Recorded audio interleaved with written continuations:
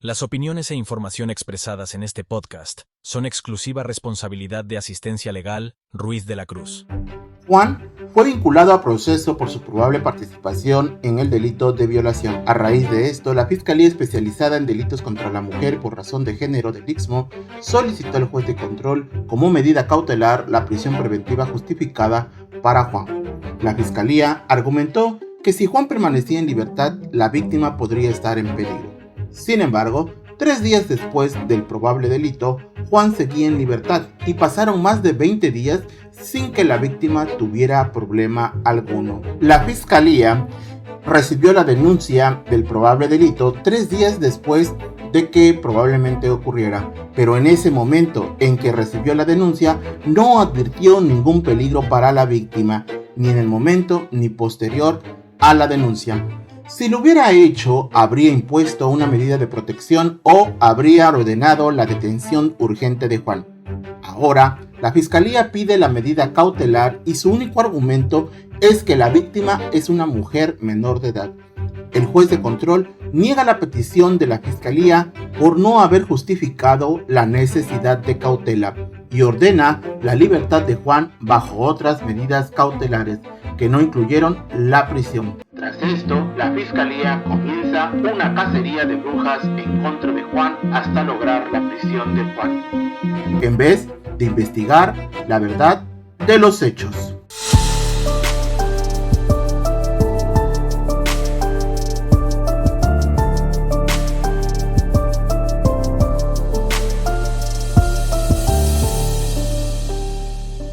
Hola, ¿qué tal? Un saludo a todos y bienvenidos a la segunda temporada del podcast legal Tu Guía para el Juicio. Soy José Antonio Ruiz de la Cruz, abogado especializado en la asistencia legal a víctimas del delito y a personas acusadas injustamente.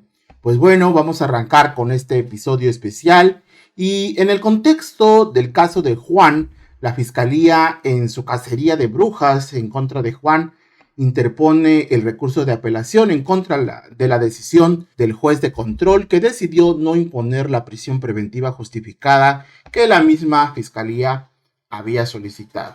Y bueno, les cuento.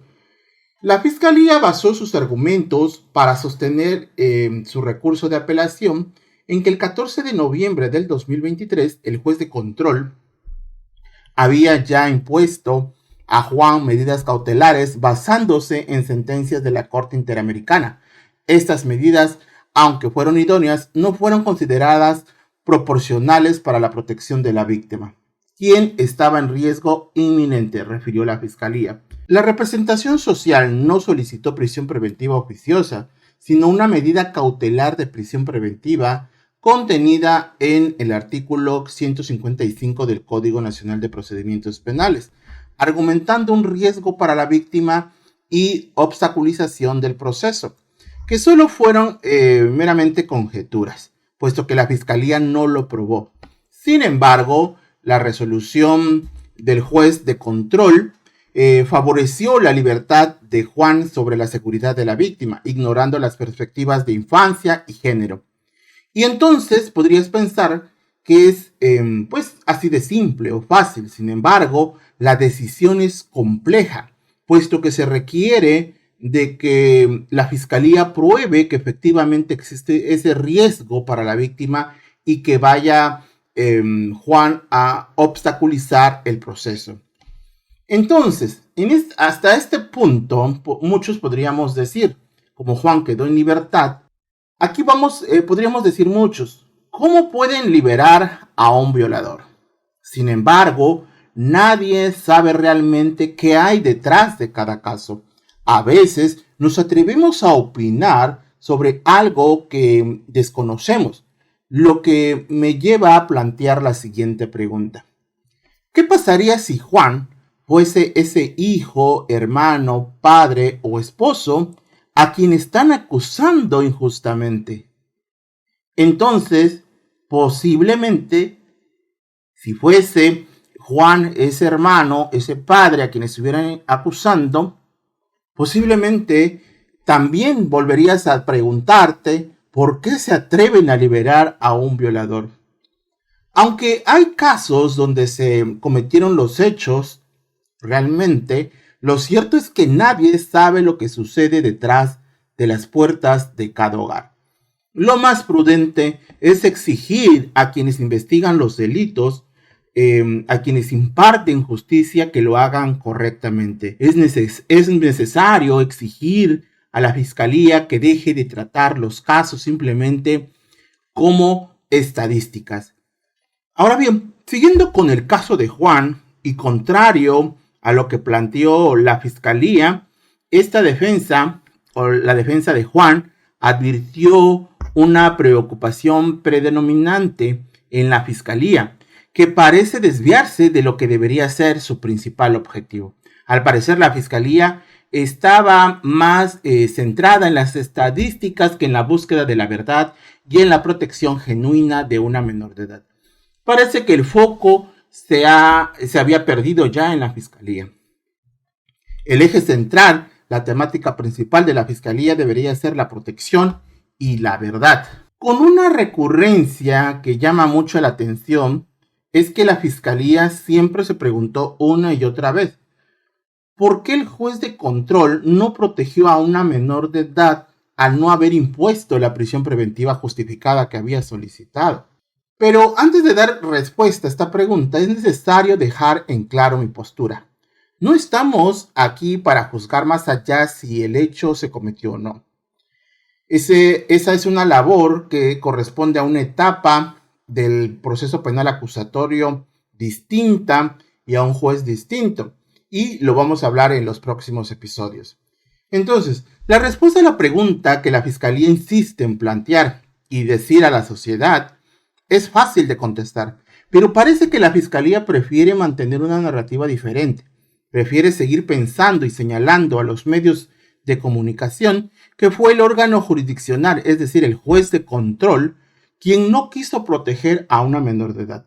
Sin embargo, la realidad es que si la Fiscalía, en el momento que tuvo conocimiento del caso, es decir, cuando recibió la denuncia y se le planteó el caso por parte de la representante legal de la víctima, hubiese advertido un peligro real, eminente, en contra de la menor, por mandato constitucional, la Fiscalía debía haber ordenado medidas de protección para la víctima.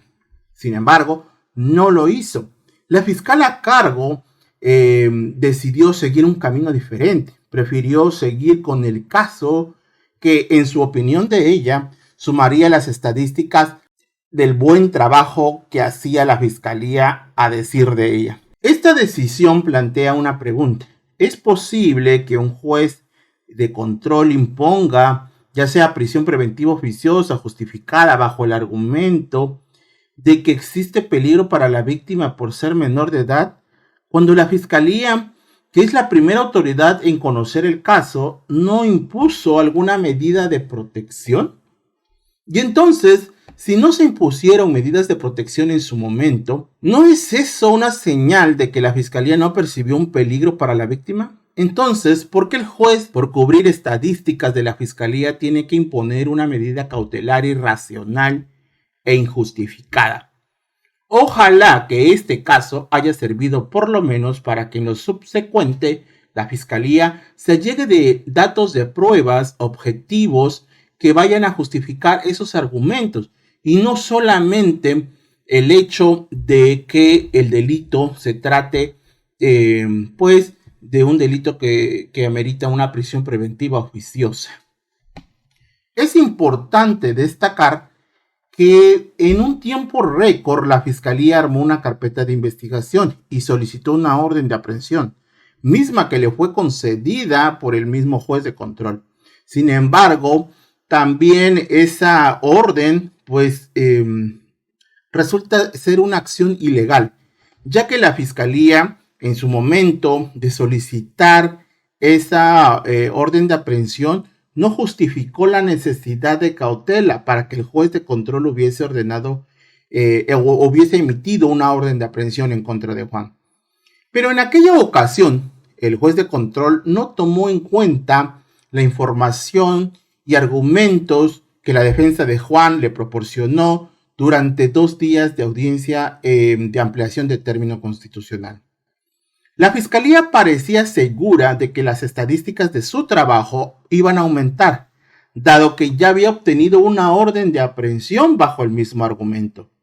Sin embargo, no contaba con que la defensa de Juan iba a exponer argumentos que iban a contradecir aquellos argumentos que había expuesto la fiscalía en un primer momento. Por lo tanto, al no haber obtenido el resultado esperado, lo más fácil para la fiscalía fue señalar como el único culpable al Tribunal Superior de Justicia en el estado de Oaxaca. Pero la fiscalía parece ignorar o pasar por alto que situaciones similares ya se están dando en otros estados del país, donde las mismas dinámicas y problemas se están replicando. Entonces, si volteamos nuestra mirada hacia otros estados del país, nos encontramos con un panorama diferente. En estos lugares, los jueces, al percatarse de que la fiscalía no justifica la prisión preventiva justificada, optan por otorgar otras medidas. Esto despierta una pregunta importante y difícil de ignorar. ¿Por qué los jueces del estado oaxaqueño temen hacer lo mismo? La respuesta a este interrogante nos sumerge a una serie de problemas que afectan al sistema judicial del estado oaxaqueño. Los jueces del estado oaxaqueño temen tomar decisiones que se salgan de lo comúnmente aceptado, debido a una serie de posibles represalias que podrían enfrentar por el mismo Tribunal Superior de Justicia del estado de Oaxaca. Estas represalias pueden variar desde ser despedidos de sus puestos hasta ser reubicados de su jurisdicción actual, es decir, del juzgado donde están actualmente, en donde están tomando la decisión. Este miedo se va a intensificar cuando los jueces se encuentran en situaciones en las que podrían ser señalados por sus acciones. Este miedo, en lugar de impulsar a los jueces a buscar la justicia, los paraliza, limitando su capacidad de tomar decisiones en pro de la justicia. Pienso que el origen de este temor puede rastrearse hasta el presidente del Tribunal Superior de Justicia. Si un juez es señalado por su actuación, el presidente tiene la capacidad de desentenderse del problema, lavándose las manos y dejando al juez como el único responsable. Esto deja al juez en una posición extremadamente desfavorable, donde no solo debe enfrentar las consecuencias de sus acciones, sino también la falta de apoyo de sus superiores. Pero este problema podría ser mitigado si el presidente del Tribunal Superior de Justicia del estado de Oaxaca tomara un papel más activo en la capacitación y supervisión de los órganos jurisdiccionales. Si el presidente del tribunal realmente se comprometiera a supervisar el trabajo de los jueces, tendría la capacidad de justificar los actos legales de sus subordinados y señalar aquellos actos que son ilegales, protegiendo así a los jueces que actúan correctamente y llamando al orden a aquellos que se desvían del camino de la justicia. Sin embargo, esto no sucede en la realidad. El presidente del Tribunal Superior de Justicia del estado oaxaqueño, ya sea por falta de información adecuada, por indiferencia o por otros motivos, no asume este papel activo.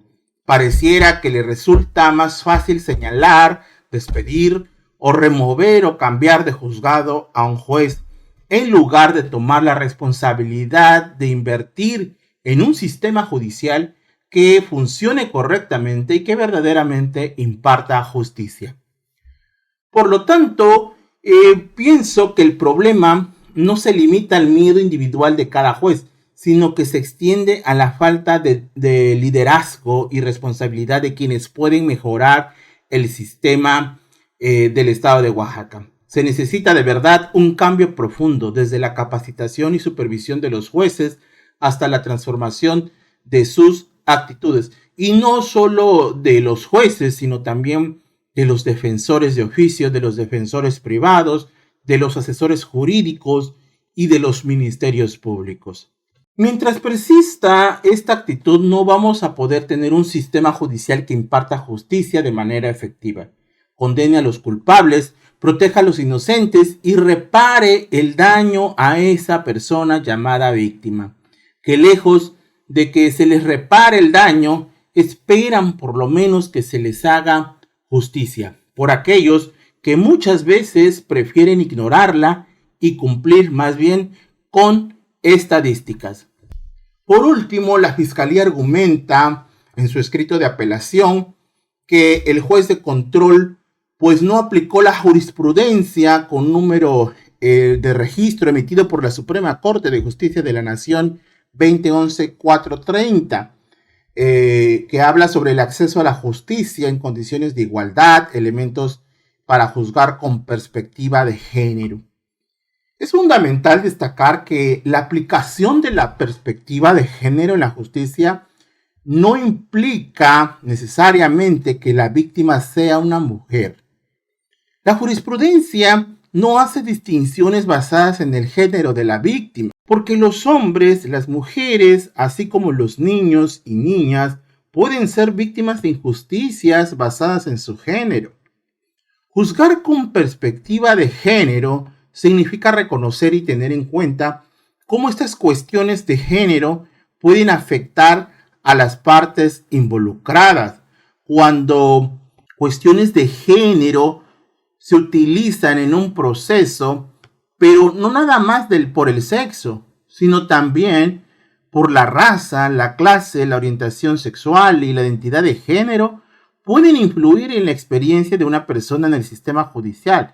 Es cuando hablamos con los elementos para juzgar con perspectiva de género.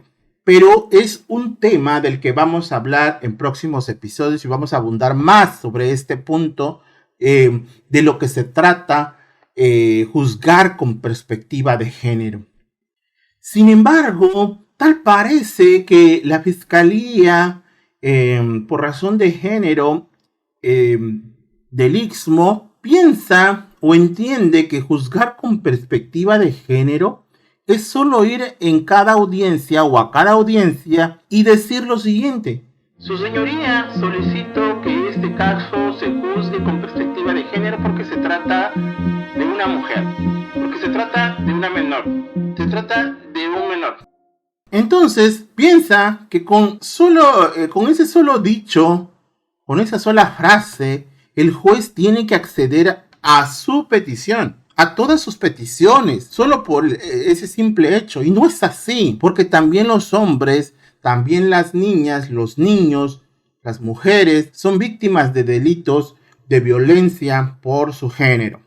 Y entonces la Fiscalía con eso pretende que aumenten sus estadísticas. Piensan que con eso ya lo llevan segura de que el juez les va a acceder a todas sus peticiones. Y no es así. Nuestro sistema está cambiando y debemos empezar a cambiar nuestro sistema. Si no, nunca va a funcionar el sistema penal acusatorio. Así es como llegamos al final de este episodio. Gracias por tu escucha activa a este episodio especial de la segunda temporada del podcast Legal, tu guía para el juicio. No olviden suscribirse a nuestro canal de YouTube y activar las notificaciones para estar al tanto de los nuevos episodios. Compartan este podcast, ya que siempre puede haber alguien que lo pueda necesitar. Recuerden que en todo proceso, tanto las víctimas como los acusados tienen derecho a la verdad, a la reparación, a la dignidad y a no ser acusados injustamente. Hasta la próxima.